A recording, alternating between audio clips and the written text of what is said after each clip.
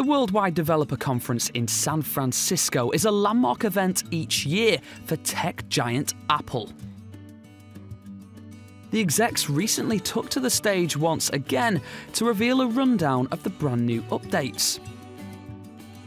First in the spotlight was the company's biggest software star, the iPhone and iPad operating system, iOS 10.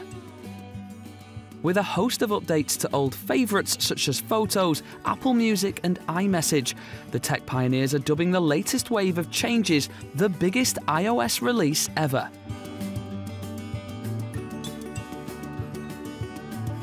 Messages, according to Apple, are about to become a lot more personal. Users will now be able to quickly personalise GIFs, edit photos and send payments, all from within the app. Not only this, but those out there struggling to get a grip on the world of emojis, well, Apple are going to highlight emojifiable words. Another thing Apple users have found hard to embrace is the Apple Watch, but the company execs are looking to change that. During the keynote, they openly admitted that the software wasn't quite right as they unveiled the Watch OS 3.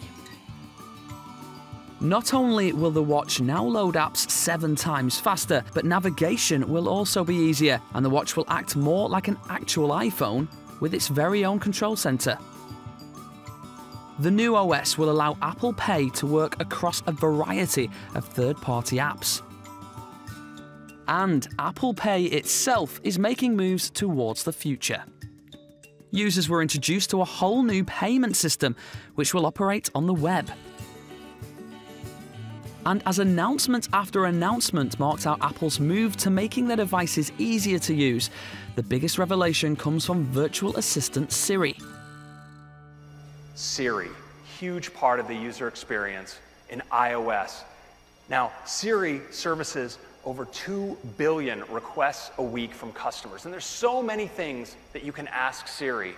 But now in iOS 10, Siri's going to be able to do so much more because we're opening up Siri to developers.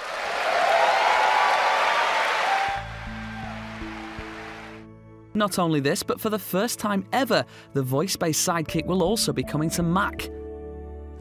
And this year's WWDC keynote wrapped up with CEO Tim Cook's unveiling of Swift Playground. The project, coming to the iPad, aims to make code accessible for millions of people around the world. Available in the iOS App Store in the coming months, Swift Playground will feature a special keyboard with a number of shortcuts to making it easier to code. And Apple was eager to draw attention to those who have developed apps using Swift code to address problems in their local environments. I am one person that saw a problem and created a solution to stop or assist a woman in domestic violence. What we wanted, what we needed, didn't exist. So at some point you just say, okay, well, let's do it ourselves. Let's make an app. This strictly software event marks another move in Apple's bid to make their devices more accessible to a wider audience. As far as hardware is concerned, we'll have to wait a little while longer.